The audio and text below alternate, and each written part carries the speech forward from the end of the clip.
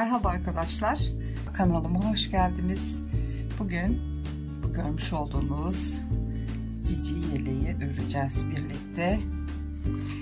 Bunu yani modelini uydurdum kafadan.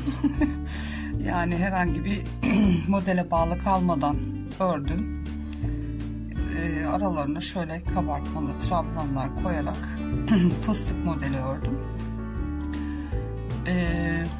Robasında da fıstıklarımız var, belli artışlarla gidiyor.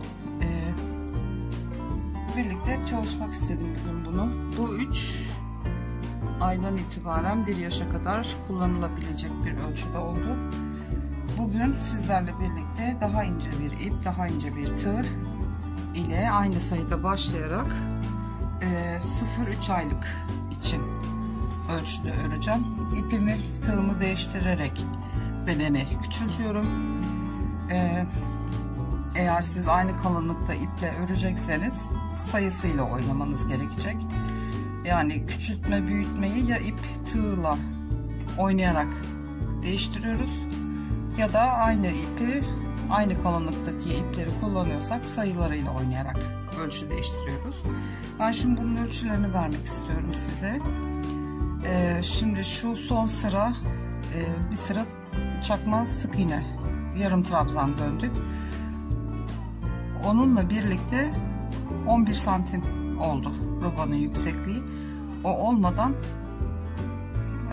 yaklaşık 10-10,5 santim kadar. Bedenimizin genişliği şöyle 21,5 santim, hatta 22'ye yakın diyebiliriz. Ve bedenimizin şöyle yakadan etek ucuna 31 santim, omuz başından etek ucuna 34 santim oldu. Siz tabi boyunu istediğiniz ebatta örebilirsiniz. Modelimiz bu şekilde fıstıklar ve trabzanlardan oluşuyor. Bugün hep birlikte bunu örmek istedim sizlerle. Yakamızın sayısını 70 ilmek başladım. Gene 70 ilmek başlayacağım. Bunu Alize Baby Best'le ördüm. 240 metrelik bir ip. Buna 3,5 numara tığ kullandım. Bugün daha ufak öreceğim için Alize Happy Baby ile öreceğim. Bu daha ince. 330 metre. Yani yaklaşık bundan 90 metre daha fazla bir ip. Dolayısıyla metrajı uzun olduğu için ip de ince. Ve tığımı da 4 numara 2,5 milim kullanacağım. Evet arkadaşlar, ben 70 tane zincirimi çektim. Gördüğünüz gibi esnek. Çok sıkı çekmeyin. Baştaki sabitleme zincirini saymıyorum. Şimdi 70 tane zincirden sonra artı 3 tane daha zincir çekiyoruz. Ve 1, 2, 3, 4. trabzana batarak trabzanlarımızı örmeye başlıyoruz. Dediğim gibi bu yeni doğan 0-3 aylık arası olacağı için sayılarla değil, videoda zorluk çekmeyeyim diye direkt ipi ince ip kullanarak ölçüyü küçülteceğim. Evet, zincirimizi çektikten sonra her zincirin içine bir tane ikili trabzan örerek sıra sonuna kadar gelelim. Ben 70 tane trabzanımı ördüm. İlk sıramızda artışımız falan yok. Şimdi artışlara başlayacağız. Bir zincir çekip dönüyorum. Hemen dipteki trabzana bir tane trabzan örüyorum. Şimdi 5 tane ikili trabzan öreceğiz. 3, 4, 5. Altıncısına bir tane artırma yapıyoruz. Aynı deliğe 2 tane örmüş olduk. Şimdi bundan sonra 4 tane tek öreceğiz.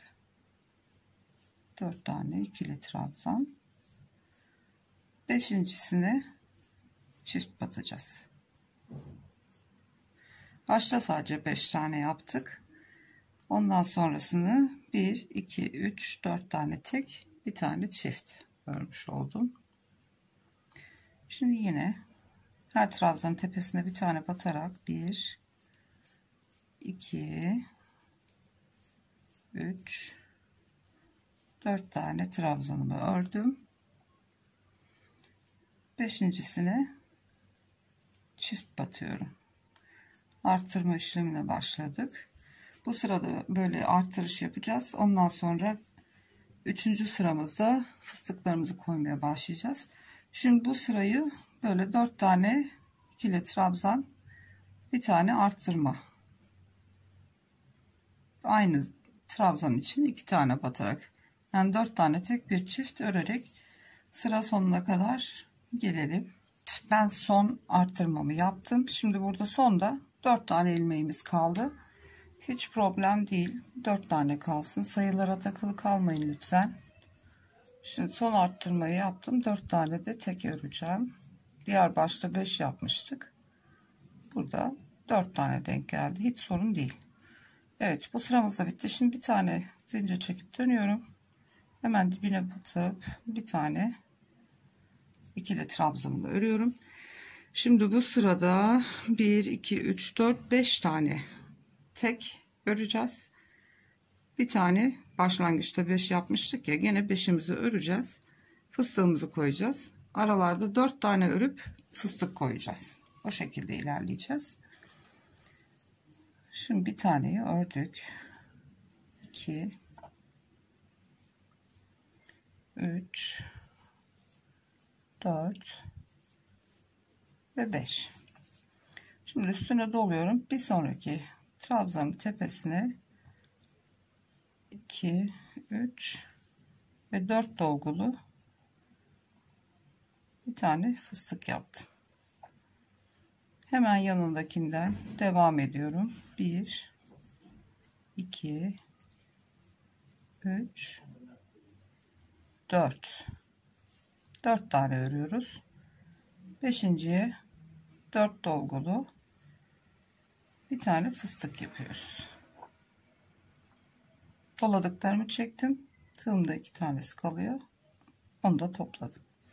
Bu şekilde 4 tane trabzan, bir tane fıstık, 4 trabzan, bir fıstık yaparak sıra sonuna kadar örelim. Şimdi ben fıstıklarımı yaparak geldim. Son 2 tane fıstık yapacağız. Ama bu kenara çok yaklaştığı için şimdi şöyle yapıyoruz. 3 tane trabzanı ördük. Dördüncüsünü son yaptığımız trabzanın içine tekrar batıyoruz. Yani şurada bir arttırma daha yapmış olduk. Ondan sonra fıstığımızı örüyoruz. Onu da size göstermek istedim. Çünkü sonda 2 tane trabzan kalacak. Ondan sonra niye böyle oldu diye düşünebilirsiniz. Şimdi gene 2 3 ördüm. Dördüncüyü yine üçüncünün battığım yerine, aynı yere batıyorum. Bir arttırma daha yapmış olduk. Şimdi fıstığımızı yapıyoruz tekrar.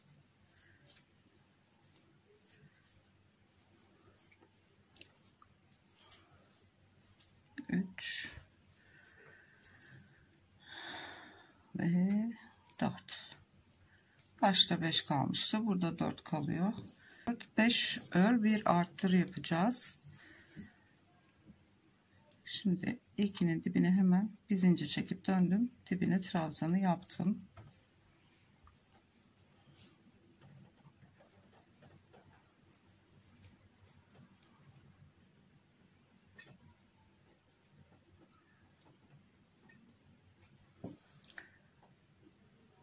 Bir, iki, üç, dört, beş.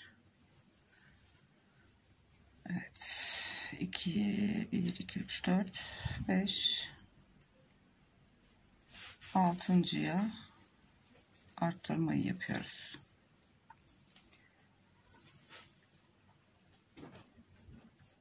Bir, iki,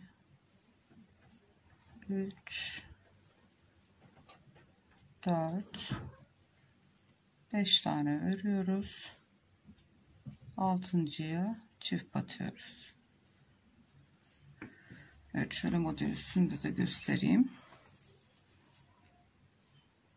Şimdi artırmamız burada 2 4 5 örmüşüm, bir artırmışım. Başlangıçta da 1 2 3 4 5 örüp bir artırmışım. Bu tarafta da ne kalmış bakalım. 2 4, burada da 6 tane trabzan kalmış. Hiç sorun değil. Dediğim gibi sayılara takılmayı.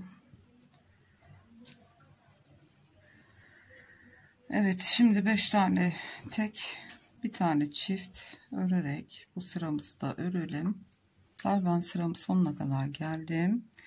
Son arttırmam şurada. 2 4 6 7 ilmek kaldı. Burada bir artırış daha yapmadım. Hani çok ön pata yakın oluyor diye. Şimdi zincirimi çektim, bir tane dönüyorum ve hemen dibine batarak ilk trabzanımla örüyorum. Şimdi şu başlangıçtaki sayıya hiç bakmayın. Sadece fıstığın üstüne denk getireceğiz fıstıklarımızı. Yani fıstıklar şöyle bir hizada olmasına özen gösterelim. Sayılara takılı kalmayalım. 3 4 5 ve gördüğünüz gibi fıstığın olduğu tepesindeki trabzan burası. 2 4 5 tane örmüş oldum ve buraya ilk fıstığımı yapıyorum. 2 doladım, 3 ve 4 dolgulu fıstığımı yaptım. Şimdi devam ediyorum. 1 2 3 4. Şimdi bir önceki sırada fıstıkların arasında 4 vardı. Şimdi bu sırada 5 5 olacak. Yani 5'er tane aralıklarla fıstıklarımız tam denk geliyor. Gördüğünüz gibi tam fıstığın üstündeki trabzana denk geldi. Ve buraya fıstığımızı yapıyoruz gene. Bir sonraki fıstıklı sırada da bu trabzan sayısı 6'ya çıkacak, 7'ye çıkacak. Gördüğünüz gibi 4 ile başlamışım. 2 4 5 2 4 6 2 4 6 7, hep birer birer artarak gidiyor trabzanlar. İlk başlangıçtakine dikkat ettiniz mi? Ondan sonrakiler zaten şu ilk iki tanesi başlangıçtakiler denk geldi mi? Ondan sonrası zaten otomatikman denk geliyor. Evet, bu sıramızı da bu şekilde örelim hanımlar. 2 3 4 ve 5 bakıyoruz. Gördüğünüz gibi tam fıstığın olduğu trabzanın tepesi yine. Ve 4 dolgumu yaptım. Fıstığımı kapatıyorum. Evet, bu sıramızı da bu şekilde örelim. Ben ördüm. Gördüğünüz gibi hepsi üst üste denk geldi. Sonlara doğru gelirken bir alttaki sırada arttırma yaptığımız için kayma oluşuyor. Onu da şu şekilde halledebilirsiniz. 5 tane trabzan örüp bir tane fıstık yapıyoruz ya. Baktınız çok kaymaya başlıyor. Yani tam üstüne değil de bu tarafa doğru kaydığı zaman bir tanesinde 4 trabzan yapıp fıstığı yaparsanız bir sonrakiler aynen devam ediyor. Bu alttaki sıranın arttırmasından dolayı oluyor. Onu da o şekilde çözümleyebilirsiniz. Şimdi biz zincirimizi çekiyoruz. Hemen dibine ilk trabzanımızı yapıyoruz. 2 3 4 5 tane ördüm. 6.'ya çift örüyorum. Aynı trabzana 2 tane arttırma yapıyoruz yine bu sırada. Bu sırada gene 5 ör, bir arttır yapacağız.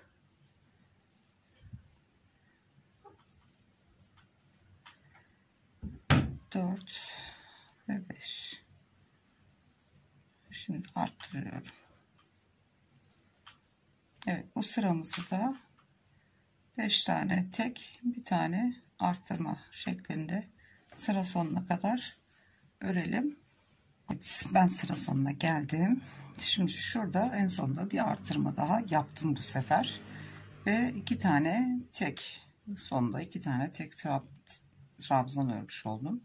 Şimdi bir zincir çekip dönüyorum ve dibine batarak ilk trabzanımı örüyorum.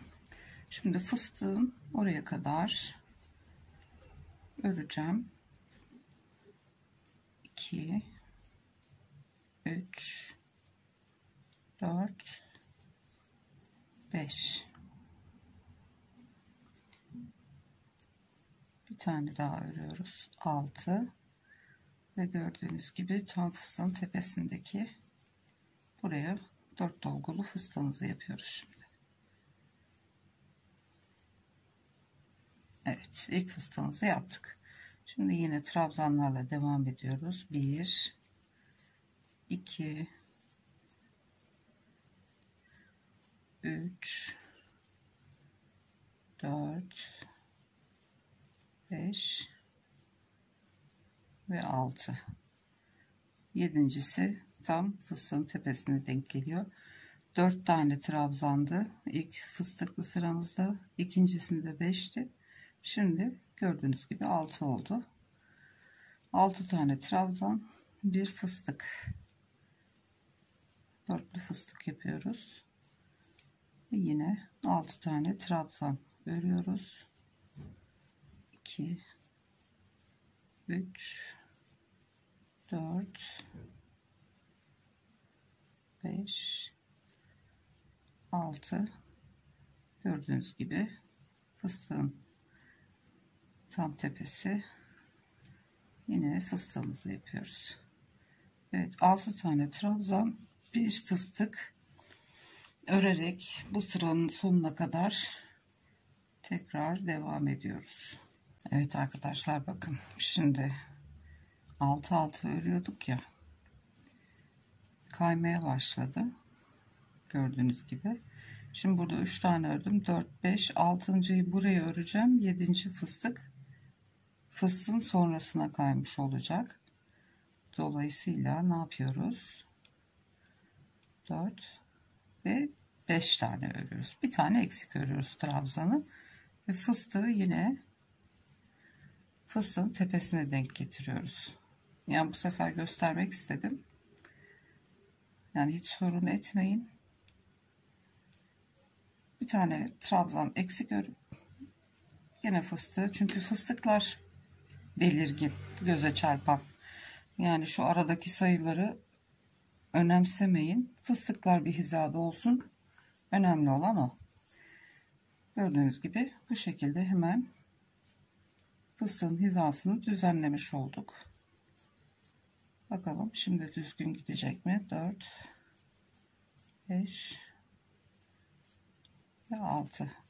Evet, gördüğünüz gibi tam fıstığın tepesine denk geliyor. Yani bir tane eksik trabzan yaparak o kaymayı önlemiş olduk. Evet, sıranın sonuna kadar öreyim, geliyorum.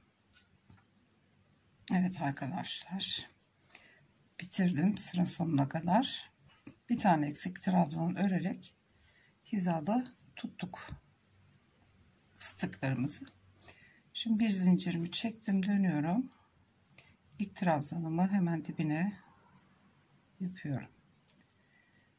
2 3 4 5 6 tane örüp 7.'yi artırma yapıyoruz. 2 sıradır 5 bir arttır yapıyorduk. Şimdi 6 tane örüp bir arttırıyoruz. 3 4 5 6 ve 7.'ye aynı trabzana 2 tane batıyoruz. Evet, 6 tane ör, bir artır, 6 tane ör, bir artır. Bu sırayı da bu şekilde örelim. Evet arkadaşlar, ben sıramı ördüm. Son arttırmam tam buraya sona denk geldi. Ondan sonra da 2 tane gene tek trabzan örmüş oldum. Evet, gördüğünüz gibi robamızı masaya koyduğumda gayet düzgün, ne kasıyor ne de bolanlandı, gayet güzel gidiyor. Evet, şimdi dördüncü ve son fıstık sıramızı yapalım. Ondan sonra da bir sıra daha örüp ondan sonra beden bölümüne geçeceğiz. Kolları ayıracağız. Bir zincirimi çektim, döndüm, dibe batıp hemen bir tane ilk trabzanımı yaptım. 2 3 4 5 6 7 tane tek. Ondan sonra 8. fıstığımızı yapıyoruz. Tam fıstığın üstüne denk geliyor. Bir önceki sırada 6 tane trabzan bir fıstıktı. Şimdi 7'ye çıktı. 1 2 3 4 5 6 7. Gördüğünüz gibi 8. tam fıstığın üstüne geliyor. Eğer yine fıstıktan sonraki trabzana doğru kayma yaparsa 6 trabzanı örüp fıstığınızı tam fıstığın tepesine denk getirin. O şekilde ufak bir oynamayla fıstıkları hizada tutabilirsiniz. Şimdi sıramızın sonuna kadar bu şekilde örelim. Evet arkadaşlar, ben sıramın sonuna geldim. Son fıstığımı da yaptım. Ardından 3 tane de tekli trabzan örmüş oldum. Şimdi son sıramıza başlayacağız. Bir zincir çekip dönüyoruz. Hemen dibine batıp ilk trabzanımı örüyorum.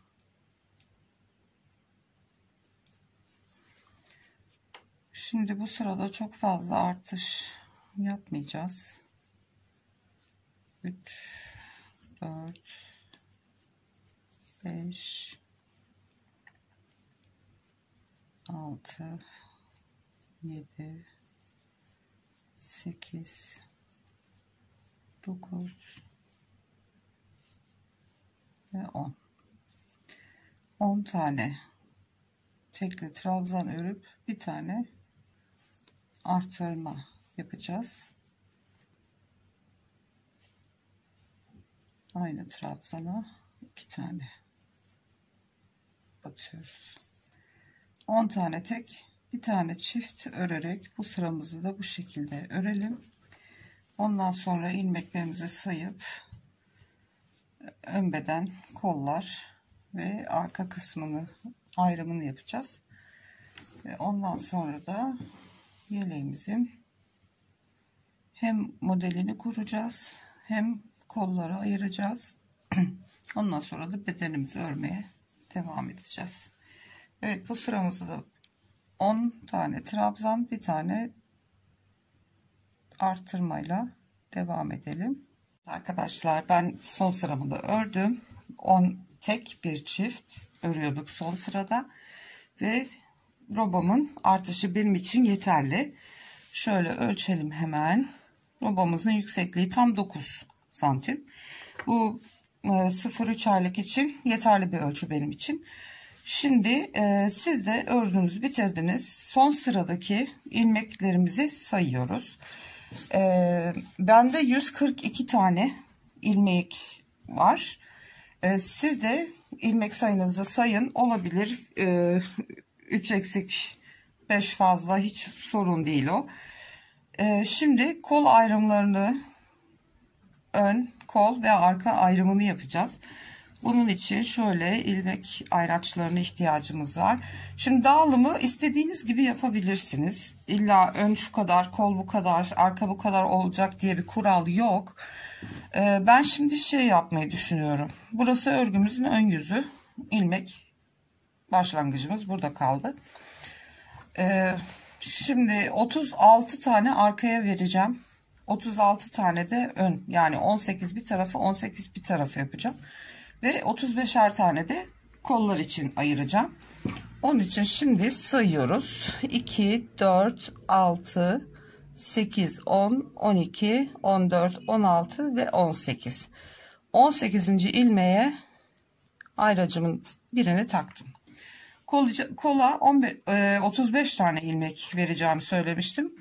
Şimdi kolu da 35 ilmek olarak sayalım. 2, 4, 6, 8, 10, 12, 14, 16, 18, 20, 22, 24, 26, 28, 30, 32, 34 ve 35. Evet, 35. ilmeğe de ikinci ayracımı taktım. Şimdi diğer taraftan 18 tane sayalım. 2, 4, 6, 8, 10, 12, 14, 16, 18. 18. ilmeğime ayracımı taktım. Şimdi bir 35 tane daha kol için sayacağım. Geri kalan ilmekler arkaya kalacak. 2, evet, 2, 4, 6, 8, 10, 12, 14, 16, 18, 20, 22, 24, 28, 30, 32, 34 ve 35. Son ayracımı da buraya taktım.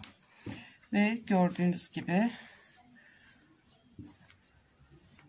ön parçalarımız, kollarımız ve arka parçamız. Eğer kol size fazla geldiyse gözünüze, şöyle kol kısımları bu kadar kol mesafesi oluyor.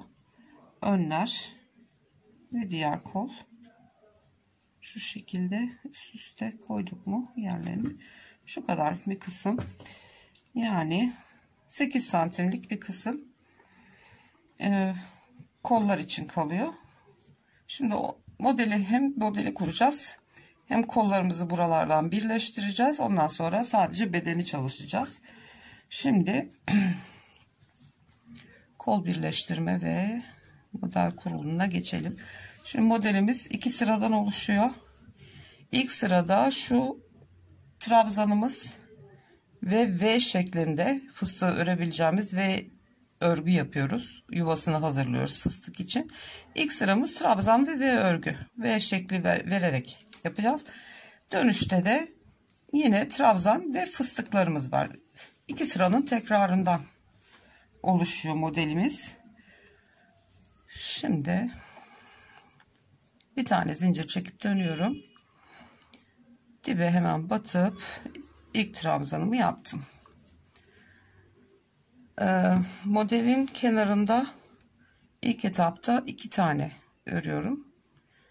Bir tanesi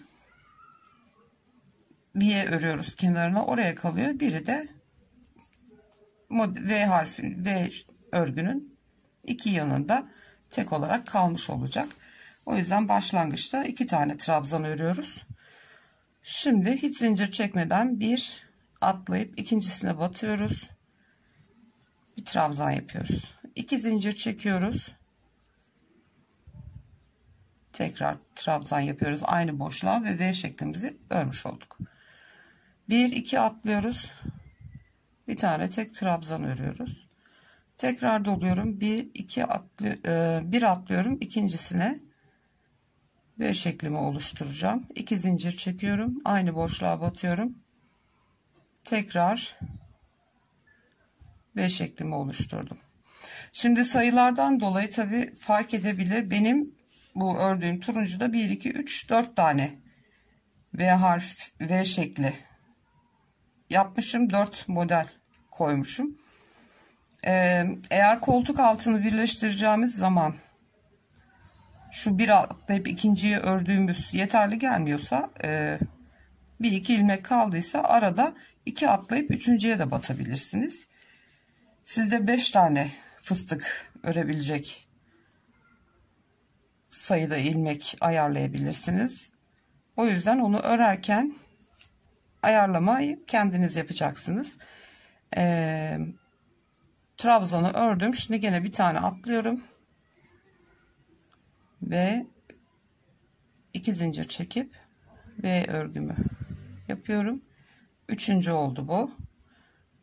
Bir tane atladım, ikinciye trabzanı yaptım. Pardon, zincir çekmiyorduk. Bir tane atlıyorum, V'yi yapacağım. Gördüğünüz gibi burada fazladan ilmek kaldı. Şimdi ne yapabiliriz onu düşünüyorum. Yo, denk geliyor, bir saniye. Evet, tam trabzanı yapacağımız yere denk geldi. 1 2 3 4. Şimdi tekli trabzan öreceğiz. Hem kolu birleştireceğiz hem tekli trabzanları öreceğiz. Tam denk geldi böyle. Şimdi tığımı doladım. Bu ilmeğimi alıyorum ve kolu kendime doğru katlıyorum. Arkadaki işaretleyicinin olduğu yere kadar ikiye katlamış oldum burayı. Şimdi ilk işaretleyiciden batıyorum. Arkadakini de alıyorum. İki ilmeği birlikte örüyorum yani. Buraya tekli trabzanımızı yapıyoruz. Gördüğünüz gibi kolu birleştirmiş olduk. Şimdi devamında bir atlayıp ikincisine V örgümüzü yapıyoruz. 2 zincir çekiyoruz ve aynı boşluğa tekrar batıyoruz. Şimdi bu sırayı birlikte örelim. Yani tam şu hizayı katladığımızda önde kalacak olan trabzanı tam koltuk altına denk getirmiş olduk. Şimdi bir tane atladık, V'mizi yaptık. Bir atlıyoruz, trabzanımızı örüyoruz. Bir atlıyoruz, V örgümüzü yapıyoruz. 2 zincir çekip aynı boşluğa. Şimdi diğer kola kadar bu şekilde modelimizi kuralım. Bakalım diğer kolda da tam denk gelecek mi? Gelmezse bir iki ufak oynama yaparız. Çünkü bu düz trabzanın denk gelmesi gerekiyor ki rahat katlanabilsin. Fıstığa denk gelirse böyle çok kabarık duracak. O yüzden tam o tekli trabzanı oraya denk getirmeye çalışıyoruz. Bir tane atladım, trabzanı ördüm. Bir atladım, V'mi örüyorum. Bir atlıyorum, trabzanımı örüyorum. Arada kontrol edelim. Bazen 2 tane V yan yana ördüğüm oluyor. Dalıp. Tamam, doğru. Dalgınlığımıza geliyor. Yanlış örebiliyoruz. 2 zincir aynı noktaya. Trabzanımı örüyorum. Bir atladım. İkinciye V yapıyorum. Bir atladım. Trabzan. Bir atladım. V örgü.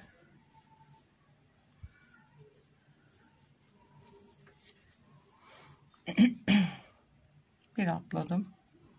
Trabzan. Bir atlıyorum. V örgümü yapıyorum.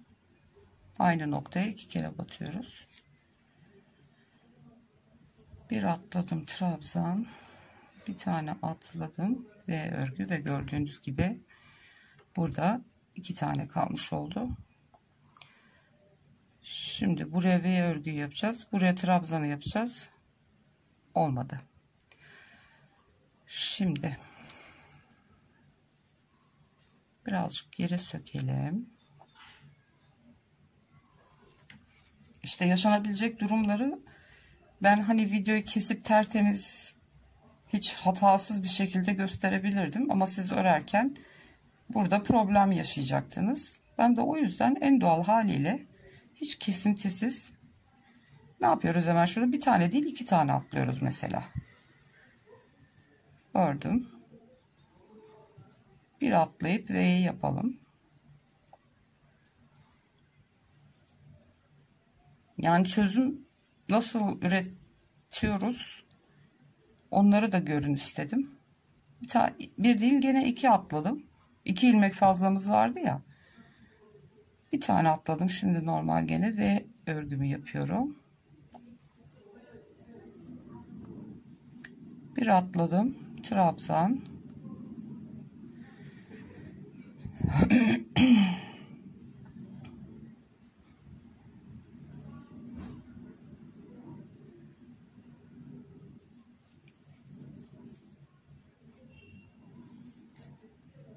Bir kere 2 ilmek atlamak yeterli.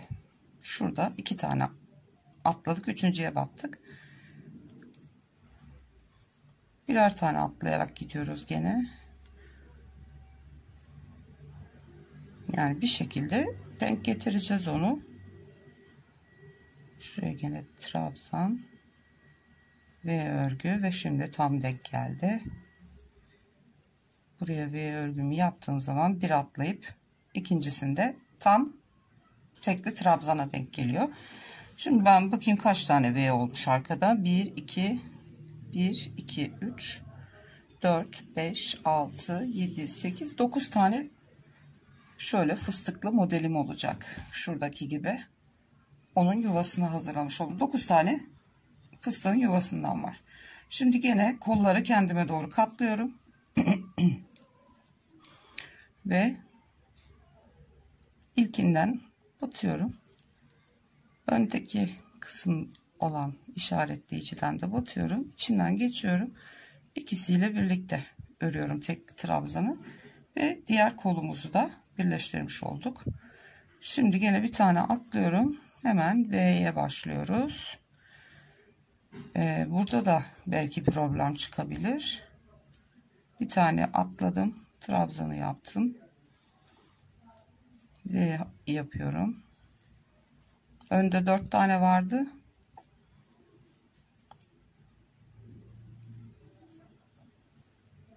Bakalım burada da 4 tane tam gelecek mi? Trabzanım. Gördüğünüz gibi burada da fazla geldi. Yo, V yapacağım. Bir atlayacağım. Tamam. Denk geldi. 2 trabzan örüyorduk ya. Başlarda. Birini atlıyorum. Ve 2 tane tekli trabzanı ördüm. Tamamdır. Şimdi bu ilk trabzanlara şu kenar biyesini öreceğimiz için o bir tanesi gitti mi bir tane tekli trabzan kalıyor.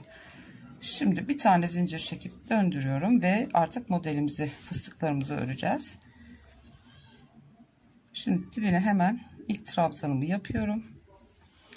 Şimdi bunların kabartmalı durması için şu anda arka yüzdeyiz. Şuradaki zincirlerden belli. Ön yüzümüz burası. Yuvayı ön yüzde kurduk. Burası tersi. O kabartmaları örebilmek için arka taraftan etrafından dolanacağız. Trabzanın bu tarafından batıp diğer tarafından çıkış yapacağız. Ve ikili trabzanı öreceğiz. Doluyorum tığımı. Ve fıstık 4 dolgulu fıstığımı yapıyorum. 2 zincir çekiyorum arada. Aynı boşluğa bir fıstık daha yapıyorum.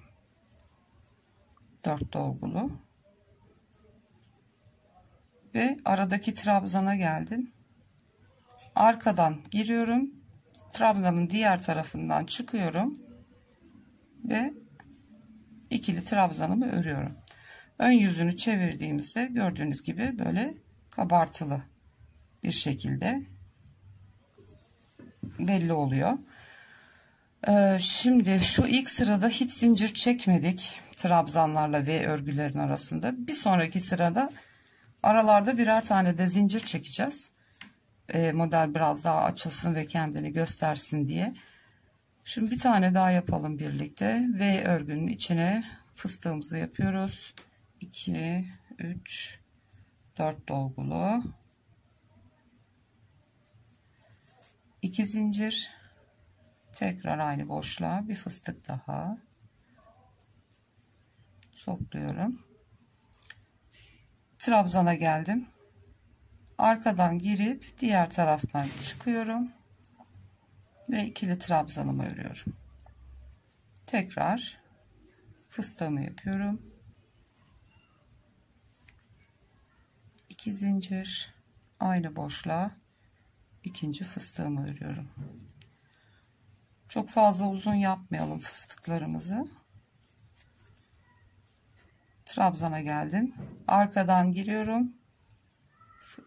Diğer tarafından çıkıyorum. Çekiyorum. Ve trabzanımı örüyorum. Bu sırayı bu şekilde örüp bitirelim. Diğer sırada birer zincir arttıracağız ve şu trabzanların önden örülüş şeklini de göstereyim. Bilenleriniz illaki vardır.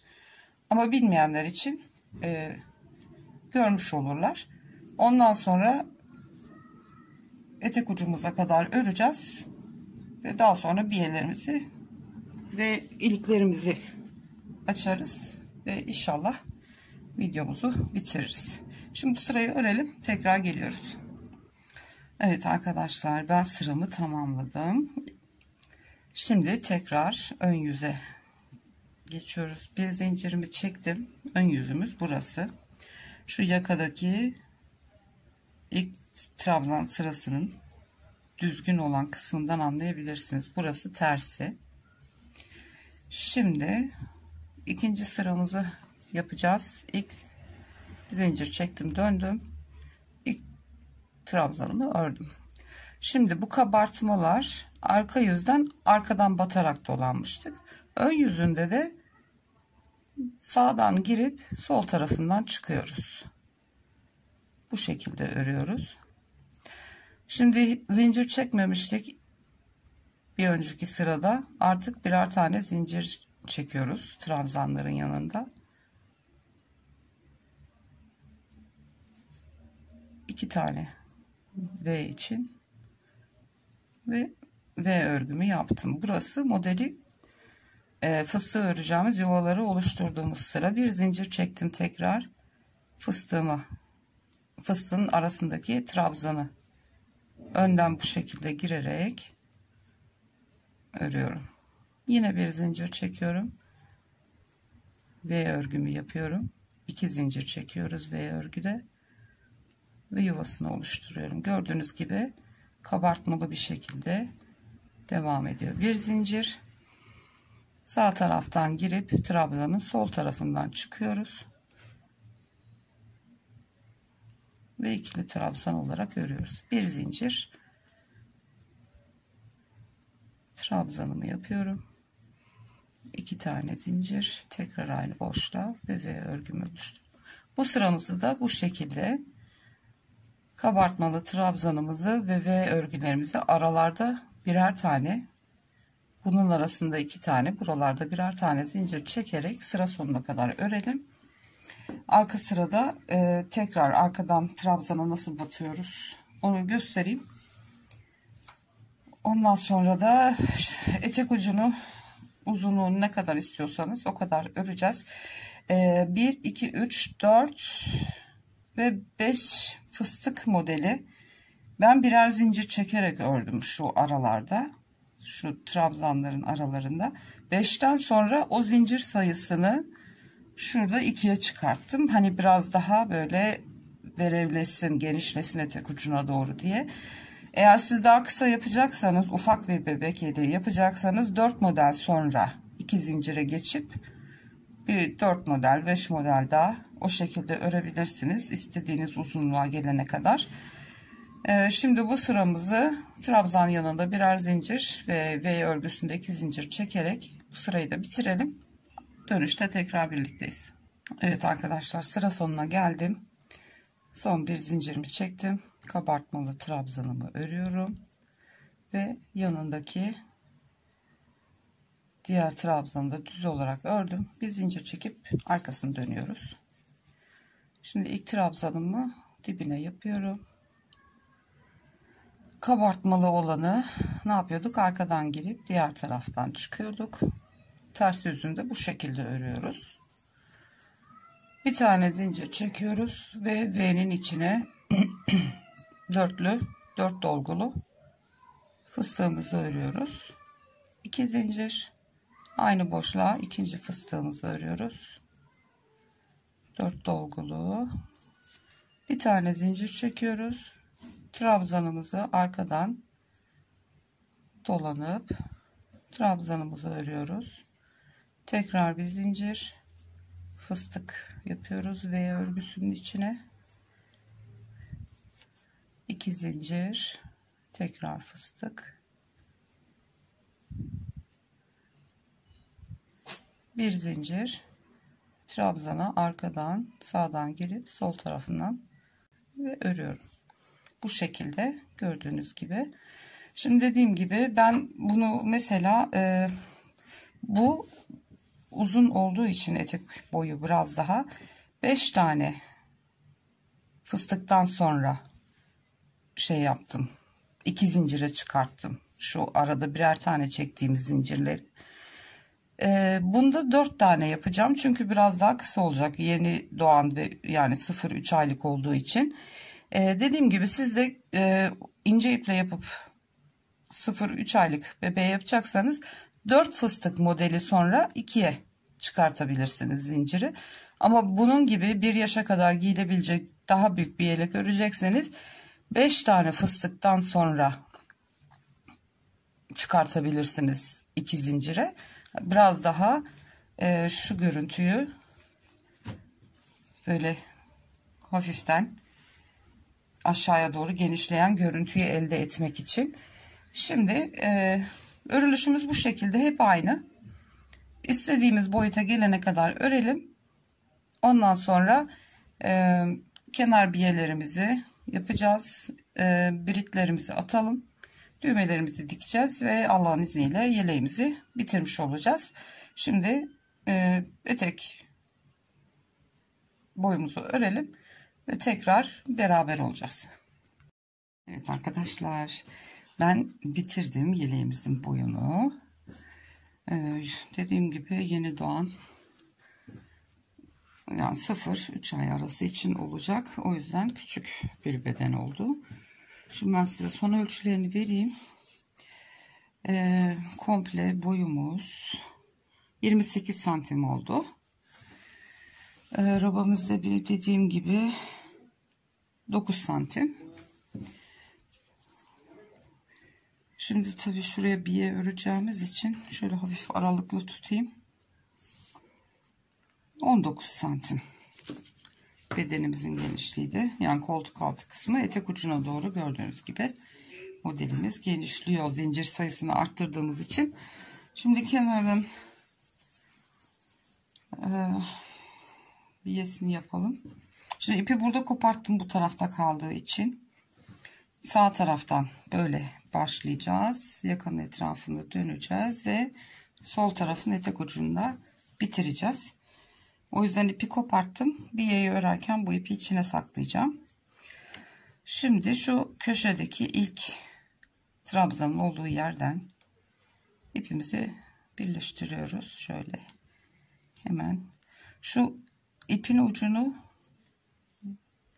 bu zincir çektiğim ipe sabitliyorum. Bu şekilde düğümlenmiş oluyor.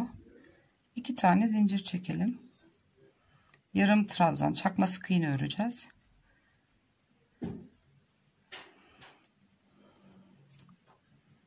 Bu şekilde sağlamlaştırmış oluyoruz. Sökülme ihtimali olmuyor.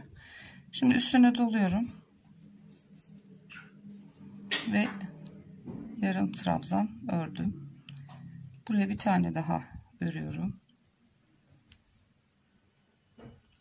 Şöyle gördüğünüz gibi.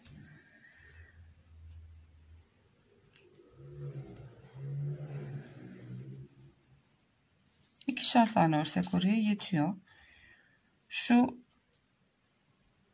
sık iğne gibi olan yere, zincir çekip döndüğümüz yer, bir tane batalım. Şu boşluklara ikişer tane. Şuraya bir tane. Şu trabzanla dönüş yaptığımız yerlere ikişer tane. Eksik batarsak kasar. Fazla da batarsak bu sefer volanlanır. Buraya bir tane battım. Bir tane yanında var. Onu da batalım. Yani gördüğünüz her boşluğa fazla sıklıkta doldurmadan, mesela burası 3 kaldırırmış, 3 doldurdum. Tamamen göz kararı öreceğiz.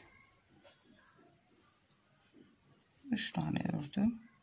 Bir tane de şu zincir çekerek döndüğümüz yer.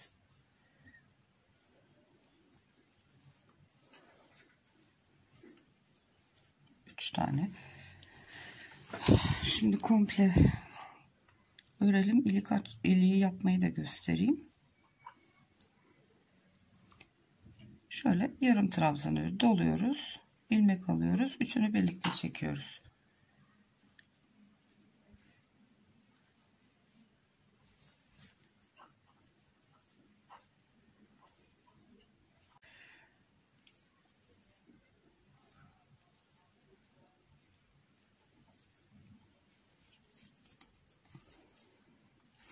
Evet, şimdi şu son trabzan sıramız robadaki. Şimdi burada ilk iliğimizi yapacağız.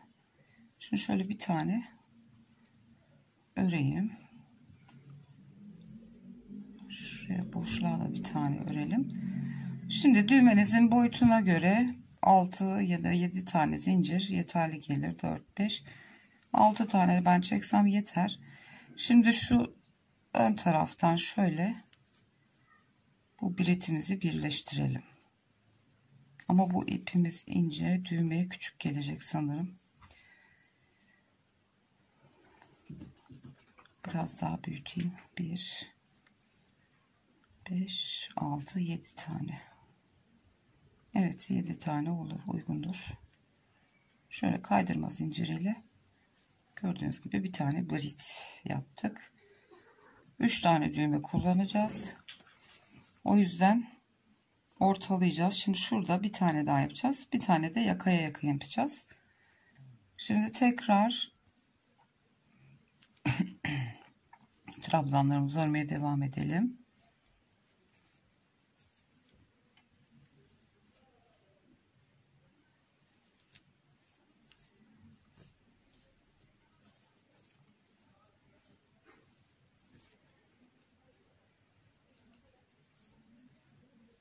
Evet. Şimdi şuraya bir tane daha yapacağız trabzan. Ve biritimizi 3, 4, 5, 7 tane.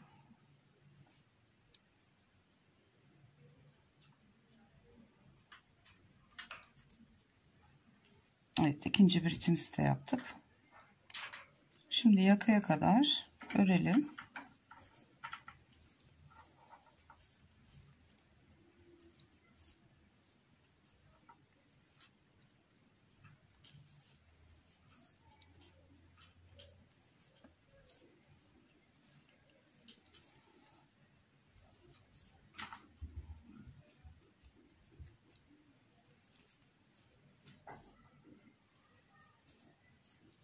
Evet, şimdi tam trabzanı bitirmeden önce açalım ki şöyle bir tane daha örelim. Şimdi çünkü trabzanla döneceğimiz için şöyle bir pay kalacak, boğazına kadar gelmemiş olacak birit. Şöyle rahatsız etmeyecek bebeği yani. Şimdi 7 tane zincir çekiyorum yine.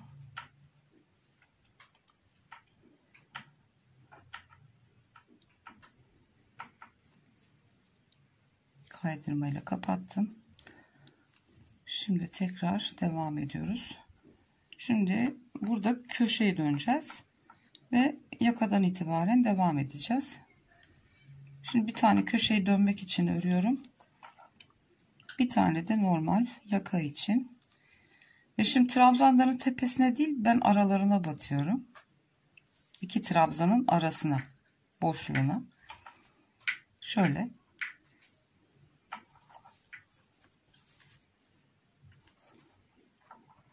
Hem böyle örmesi daha kolay, hem de böyle hoş bir görüntüsü oluyor. Şimdi yakayı bu şekilde dönelim. Komple. Buradan da tekrar aşağıya etek ucuna kadar dönelim. Düğmelerimizi dikelim. Son bitmiş haliyle tekrar geleceğim. Evet arkadaşlar. Ben bilyemizi döndüm. Kenarının komple şöyle yakından göstereyim. Yakasını etek ucuna kadar döndüm, bitti. Düğmelerimizi diktim. Ve güzel yeleğimiz bitti. Çok çıtı pıtı bir şey oldu. Gördüğünüz gibi kalın ve ince ipin farkı. Yani bunu 3 aydan 1 yaşa kadar rahatlıkla giyebilir. Alize Baby Best. Bu da daha ince bir ip. Aynı sayılarda, sadece ip ve tığ farkıyla sayılarla oynamadan daha küçüğünü yaptık. Şöyle düğmelerimizi de açalım. Bir son halini görelim.